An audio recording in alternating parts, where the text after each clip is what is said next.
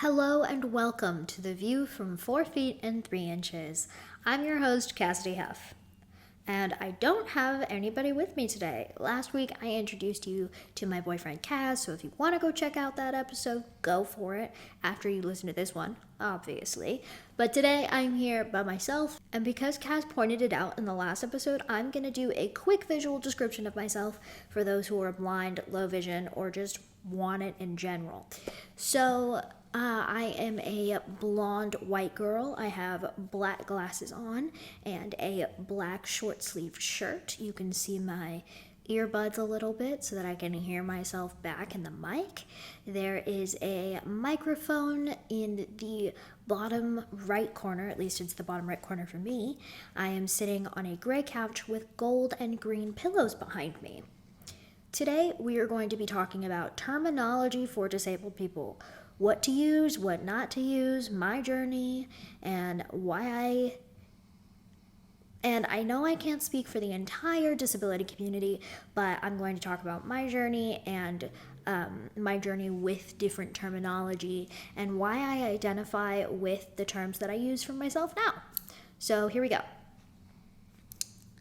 So let's start all the way back to when I was a young disabled child. So I was very ashamed about my disability and ashamed of my disability, I guess is how you say that, when I was younger, not because I was told to be ashamed of my disability, but mainly because I sincerely felt like there was something wrong with me in like elementary school, and this was because I was being bullied in school, and so I was being told, I guess I was being told that there was something wrong with me by other people, but I was also being told the terms to use for myself and the terms that I should identify with as a young disabled person.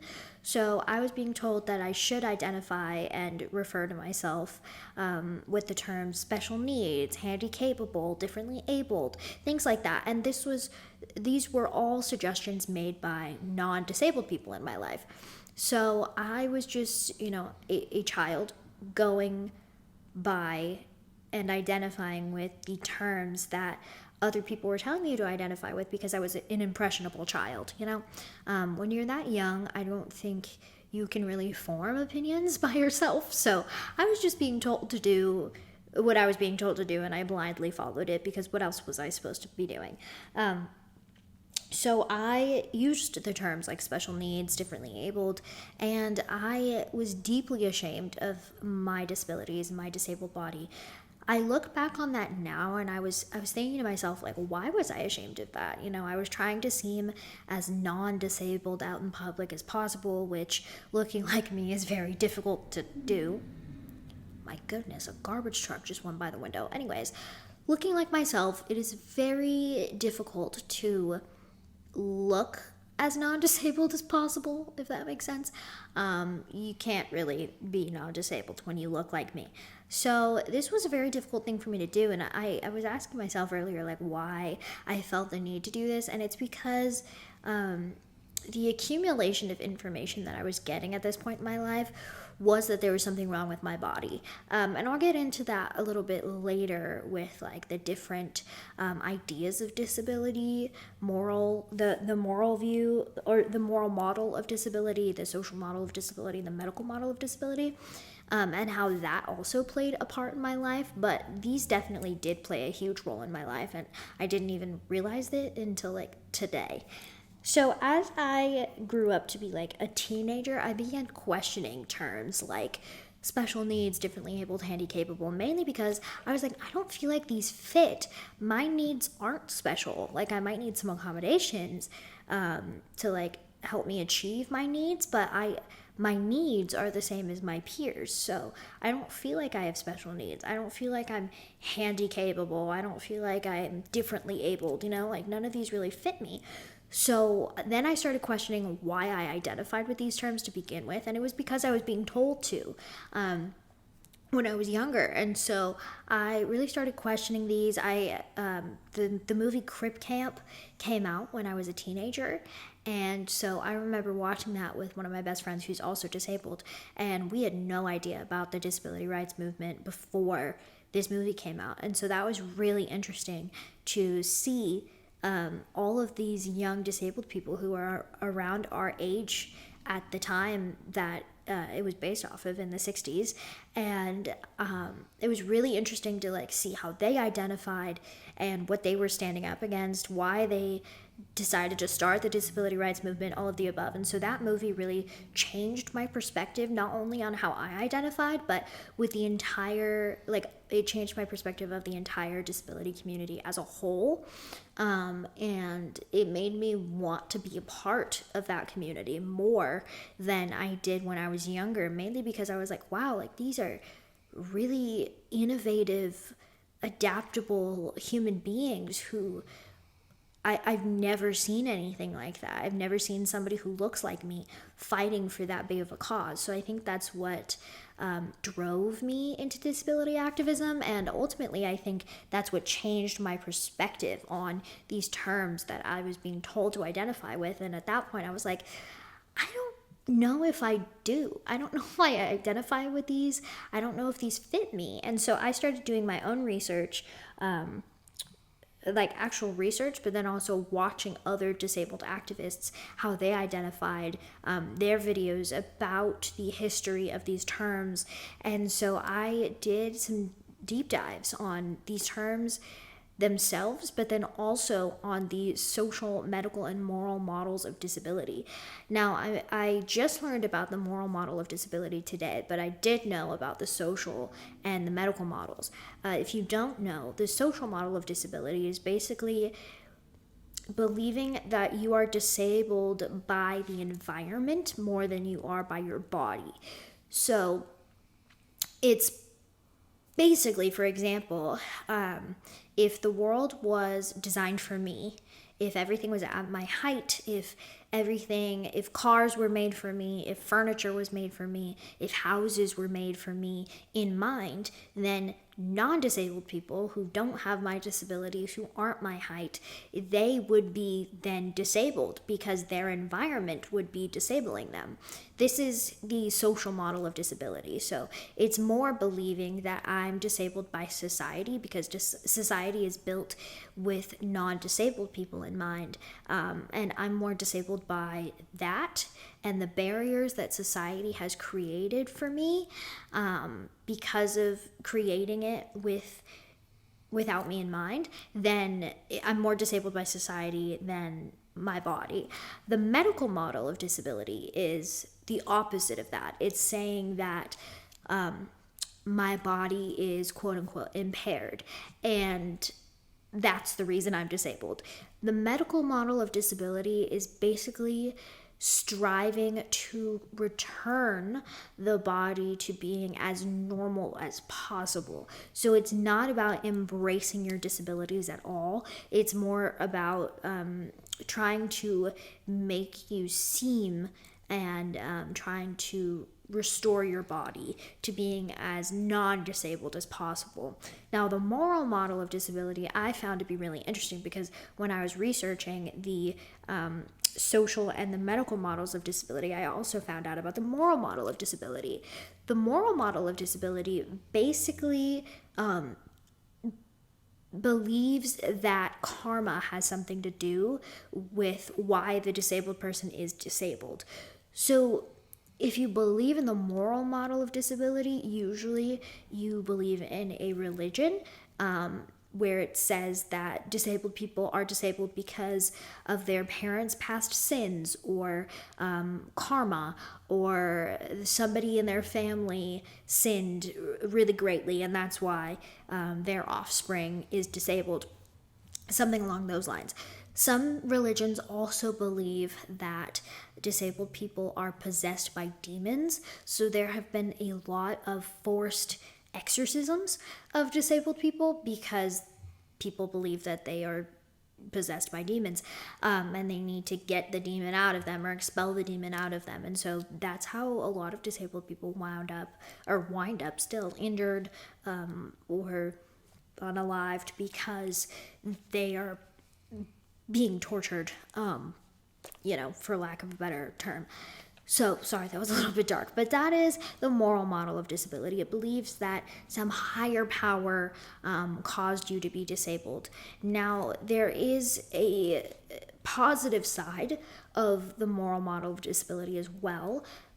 Some religions believe that this person was disabled because, or this person is disabled because God is rewarding them. They are marked by God in a positive, good way, and God has bestowed this upon them, and they should be worshipped because of this. Very rarely do I see that. I've mainly only heard of this in ancient civilizations, but I'm sure it's still out there now. I'm not sure what religion believes this now, but I have heard of that. I just didn't know that the moral model of disability existed before today, and so I found that really interesting today. I was also learning as a teenager about the person first versus identity first language debate.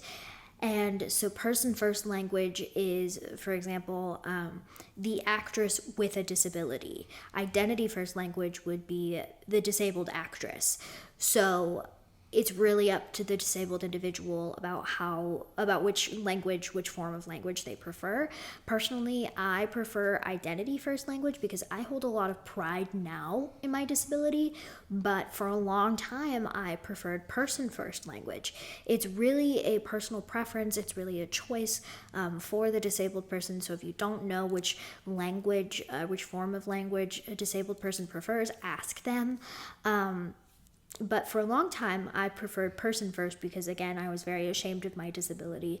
But as I was kind of growing into my own person and finding my opinions and forming my different opinions about different things, my disability was a main thing that I really focused on. And I really sat down with myself multiple times and I was like, how do I want to identify?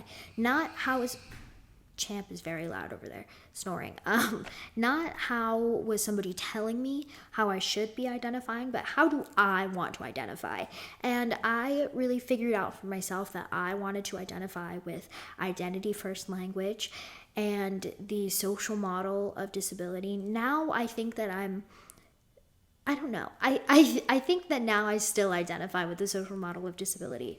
But I found all of these debates very interesting.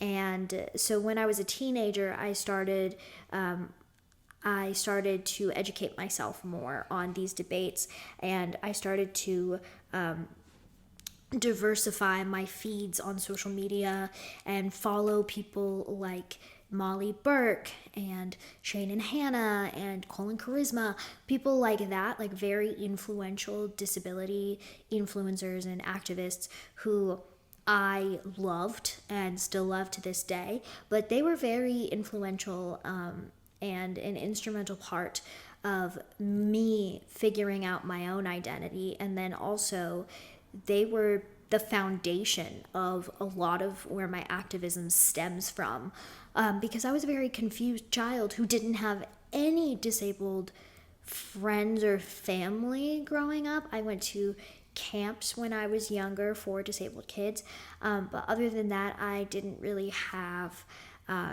any other resources other than social media. So I'm going to take a quick break, and then when we come back, I will be telling you what phrases, what terms the disability community prefers now, what I prefer, what the majority of us prefer, which ones to use, which ones not to use, and everything in between. So I will see you after the break. We are back from the break. Okay, so now I will be telling you guys a little bit more about where I am now in my journey. Before the break, I talked about the fact that now I identify a lot with identity first language, as well as the social model of disability. Now I will be breaking down some of the more preferred terms within the disability community and what not to use and what to use. So let's start with what not to use, because that list is much longer. So again, I educated myself by watching other disability activists and disabled people in general, making friends within the community, and really just surrounding myself with a lot of different opinions so that I was getting the most accurate information possible. I believe to get accurate information on a subject, you have to listen to a lot of opinions in order to form your own, you know? So that's what I did. Anyways, so I think that's basically what informed a lot of my disability activism and why I'm the disabled activist that I am today. So let's get into the terms that we should not be using as a society anymore and a little bit of why. Handicapped and handicapable, hard no from me. There are a lot of theories as to where the term handicapped came from. A lot of people think that it was like a cap that people used to wear, that people would take off in order to beg for change. Disabled people used to beg for change.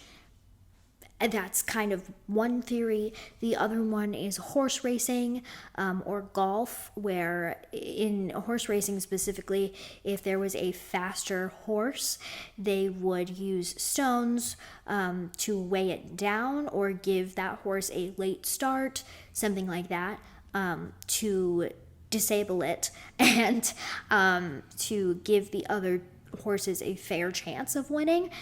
Now, there are two problems with this. One, disabled people are not beggars. Okay, there's a large debate about this. We are not something to be pitied, mainly, I think, is the argument on that one. And two, we are not animals that should be weighed down by stones. You know, so there are a few big theories with how this word came to be and why it's used in reference to disabled people. I don't really know, but I just know that it's an outdated word and we shouldn't use it anymore. Now, handicapable is a spin on the word handicapped, and again, outdated, does not need to be used anymore. Okay. The next term is differently abled. Now, I went into this a little bit in one of the videos that I most recently posted, but I was saying that unless my doctors or my mom forgot to tell me when I was younger that I have superpowers, I don't have any different abilities. I don't possess any abilities that are different from yours. In fact, I probably have less, hence disability. That's why I prefer that term. But I don't have any different abilities. And by using that term specifically, you're putting me in this other box, You're kind of making it, you're drawing a line in the sand and kind of being like, okay, this is us and that's them, You're othering us, and I don't love that term. Next one is special needs. Again, my needs are not special. I have the same needs, wants, and desires that every human on this planet does. And I don't have any special needs. Again, with the othering aspect of this, it's incredibly othering, and we don't need that term. We don't need it. That's my special need, is that I don't need the term special needs. The last one is the R word. If you don't know what the R word is, go look it up. I will not be saying it on this podcast because one, I don't believe in saying it, and two, I would have to mark this podcast as being explicit, so I'm not going to do that for two reasons. But if you don't know what it is, go look it up. This term is extremely outdated. We should not be using it in any way, shape, or form ever to refer to a disabled person. The end. I don't think that this term should have ever been invented, but unfortunately it was. So don't use it, okay? Here's the list of acceptable terms. Do you hear Champ? He's being so loud. The list of acceptable terms for the disabled community to use is just say disabled. Say the word disabled, disability. It's not a bad word. People think it is. It's not. It's the most preferred term in the disability community. That's the way I like to be identified. I know that is the word that a lot of other disabled people also like to be identified with. That's the word that I find the most pride in. That's the word that I think characterizes me the best. Now, I know that it means not able or unable to do certain things. And exactly, there are certain things that I'm unable to do, and that's okay. There's nothing wrong with not being able to do certain things. I know tomorrow I will not wake up and be able to run a marathon. Some people are able to, and that's great for them, but that's not me. My body does not permit that. I also know that there are millions of other things I will never be able to do, and that's okay. But by acknowledging that there aren't things that I'm able to do, I think gives me a lot more power, at least for me, than kind of skirting around the edges of it and not saying that there are certain things that I'm unable to do. If I'm like, oh, I can do anything, well, I'm kind of setting myself up for failure there, I think. And I don't want to do that. I believe that I can do a lot of things, but there are some things that my body just isn't capable of doing, and it's okay to admit that. So I think that concludes this episode. Thank you so much for watching episode 4 of The View from 4 Feet and 3 Inches. Please make sure to give this a 5-star rating, like, comment, subscribe wherever you are watching or listening from. Please go check out my other social media because I do post on there every single day. Champ also now has an account where we post for him every single day, and Kaz and my account will be out on this Friday. So by the time you're watching this, it will already be out. So make sure to go subscribe to Kaz and Cassidy on TikTok and YouTube soon, and also Instagram. Thank you so much for watching, and I will see you next time. Bye!